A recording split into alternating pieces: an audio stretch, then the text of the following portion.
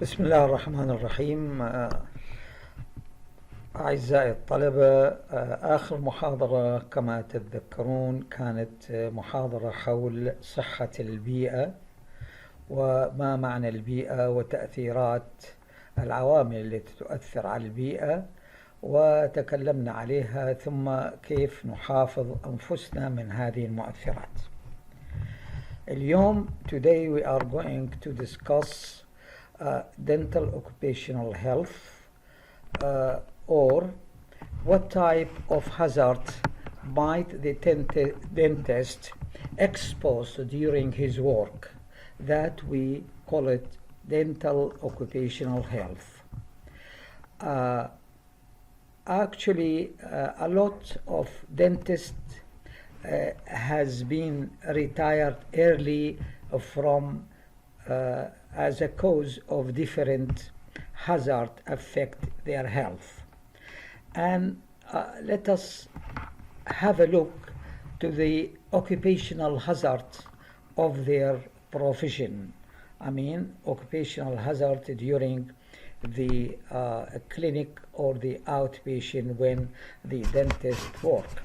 Number one, musculoskeletal disorders and disease of the peripheral nervous system. Number two, biological hazard. 3, stress. 4, chemical hazard. And finally, radiation exposure hazard. Those all types of hazards could the dentist expose to them, and then we are going to explain each of them and how to prevent ourselves.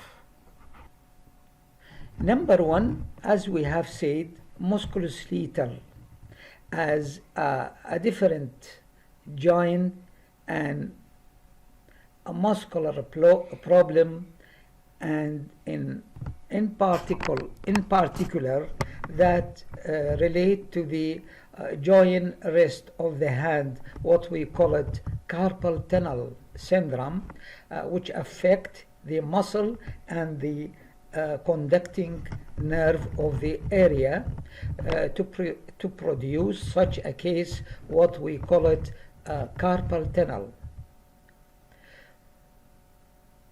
So to avoid or minimize such effects, a different type of effects, whether that related to the joint or the muscle system, we have to run some program in order to avoid and minimize these effects. Number one, that related to the position of the dentist when he is treat the patient. We can say as long as possible working should be a seated position using an operating stool. The second, if standing, I mean if the dentist should stand in order to manage the patient, standing position is mandatory while working. It should be thin erect postures, a type of posture, you know it, what we call thin erect postures. 3, not too frequent bow the back for better inspection in oral cavity.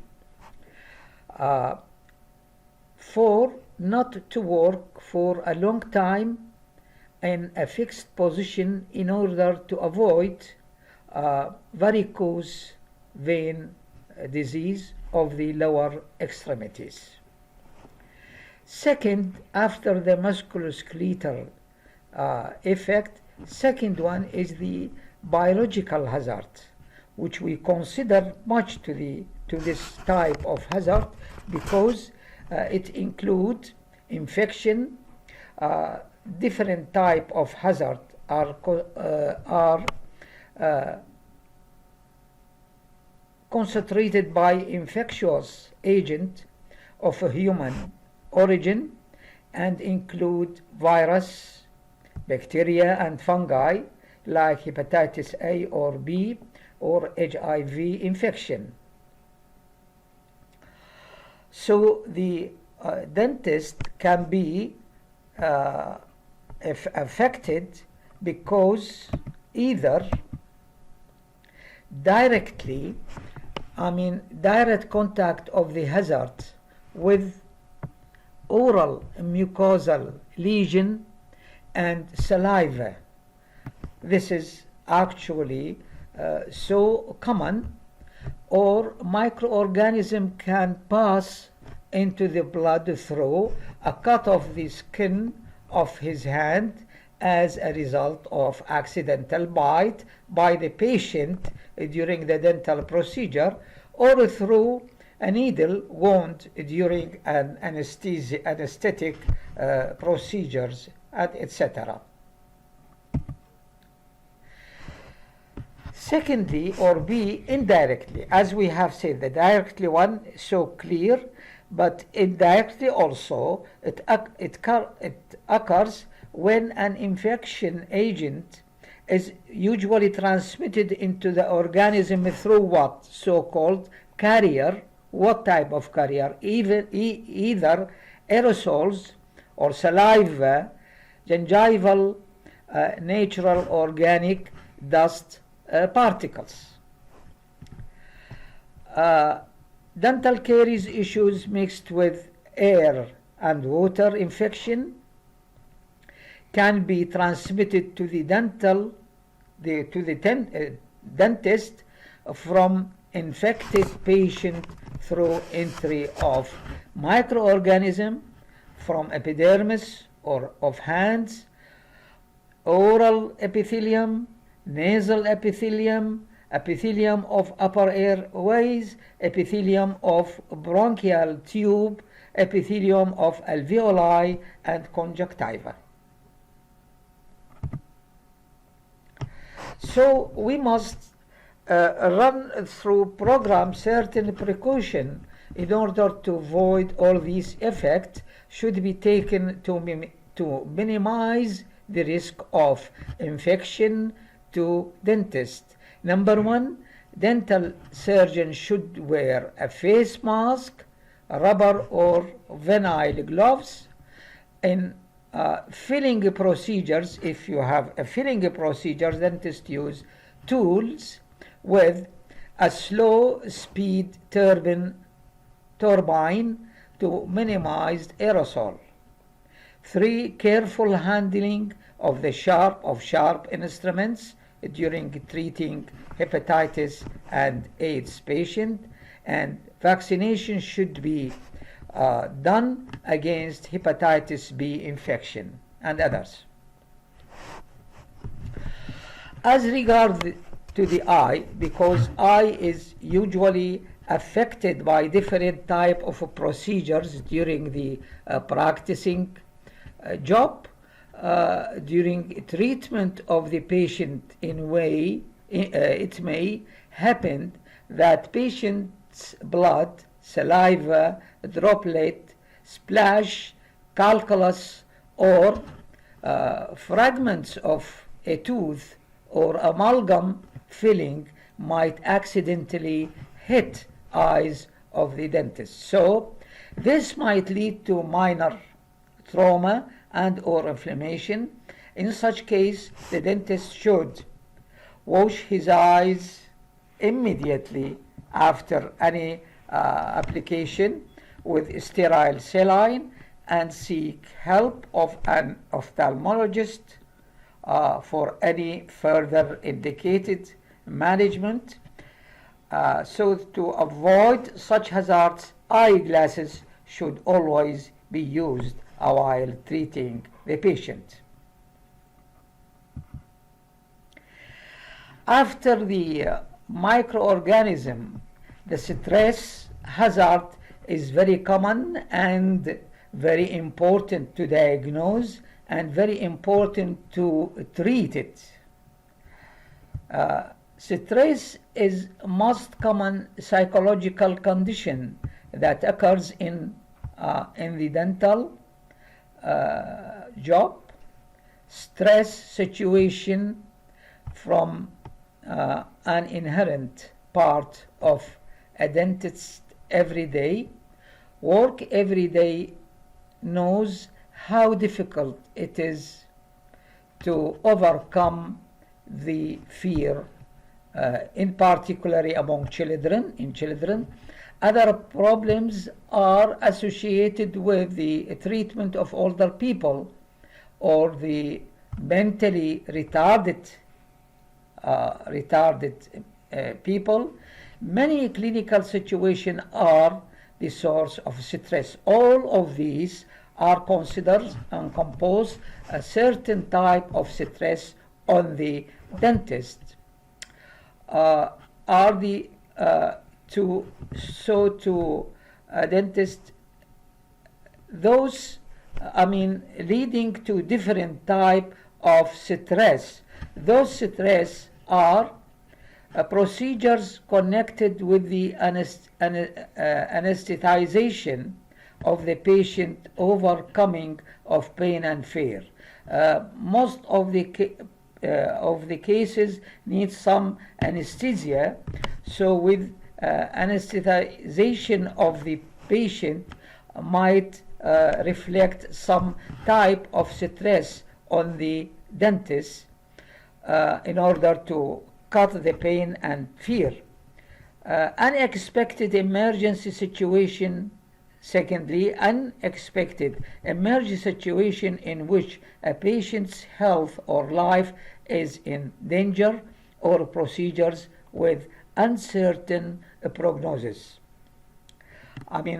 There are some emergency situation could the patient during management need. Now let us come to another important hazard, and this is chemical hazards. Chemical hazards include different type of material the dentist contact with it, as phenol, adhesive materials or disinfectants, and others cause and other type of these chemicals which can cause allergic dermatitis. This direct contact could simply be avoided by striking to wearing gloves.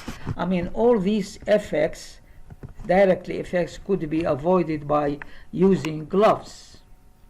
Second chemical hazard is the mercury and mercury alloy amalgam capsule product contains mercury. However, an allergic skin reaction may develop following contact with mercury. Mercury liquid and vapor are absorbed through the skin in a small amount or inhalation. Effects following absorption through the skin are expected to be similar to those reported for long-term inhalation exposure. Since mercury is potentially hazardous substances, proper care should be taken to prevent exposure to mercury. So mercury can act as a direct contact to the skin, leading to different type of allergy, or absorbed through the inhalation, as inhalation going to the circulation system and affecting the hemoglobin concentration of the patient, of the dentist, for long exposure. So proper care should be taken to prevent exposure to mercury. These preventive measures include what? Wearing of gloves, good ventilation. Gloves prevent the direct contact, ventilation good ventilation in order to minimize the concentration of mercury in air, and the use of an enclosed amalgamator.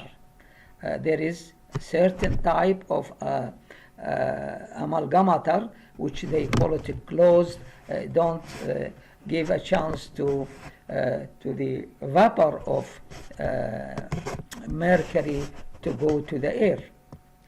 B. Proper disposal of capsules once they have been activated and used. Number 3, after the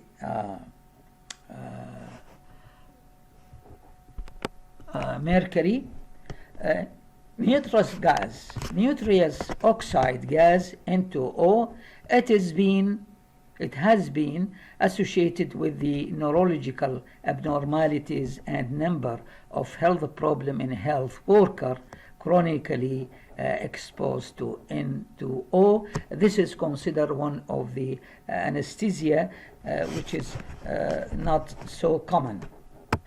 Number 5, let us come to contact with some dental equipment. As you know,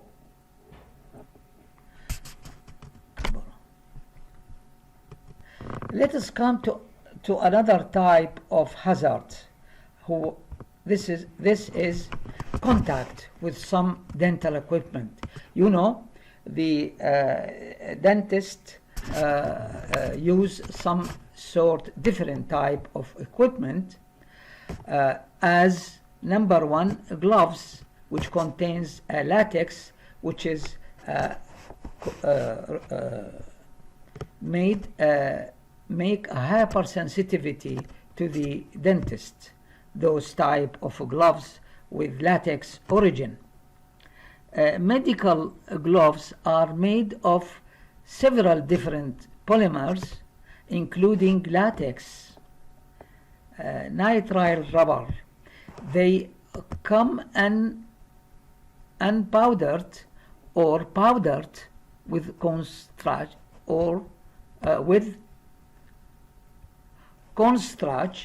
to lubricate the gloves, making them easier to put on the hand. The gloves form an efficient barrier against most pathogens. However, they may also be a source of allergies and to be hypersensitivity. This powder is allergenic and takes part in immediate allergic reaction. So either the material of the gloves itself or the lubricated material of the gloves could affect to the hand, making some source of allergy. Number 2, mask. Wearing surgical mask is risk. Masks can irritate facial skin by friction and or rubbing. Face mask material, coloring, dyes, and printing can also cause irritation to the skin to lead to hypersensitivity. Persons with sensitive skin may be better served through the use of mask with white, non-printed inner layers. Now let us come to other important type of hazard, which is considered as a radiation exposure hazard.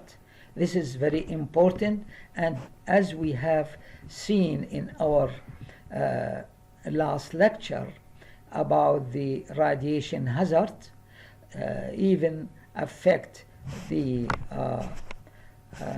cells immediately or as accumulated type. X-ray is an ionizing radiation that is capable of initiating and producing damage to body cells, as well as carcinogenic and genetic changes. Careless dentists use to hold the dental X-ray film inside the patient's mouth for obtaining better quality of image are those considered as at risk for developing radiation dermatitis on hands or on a long run squamous cell carcinoma of the fingers. So to protect this type of hazard, radiation hazard, there are some principles and means of radiation protection should be applied and used during radiation exposure. Number one, dentists should not hold the film in the patient's mouth. Two, dentists should avoid directly exposure to X-ray beam.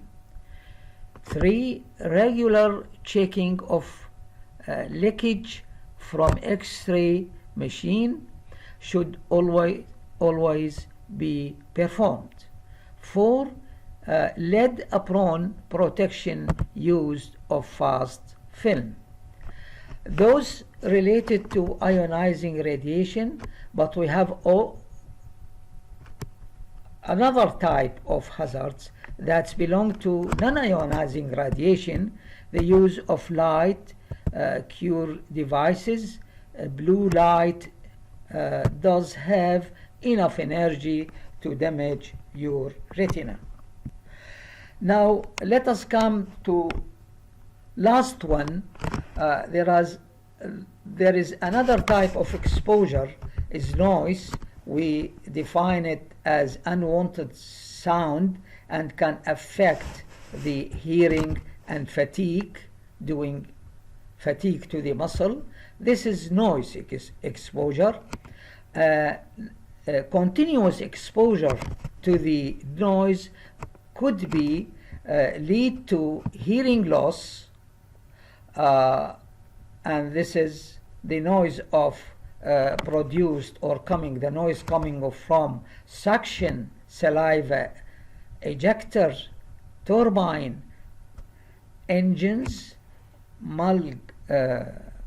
amalgamators, compressor, etc., causes some sorts of impaired hearing.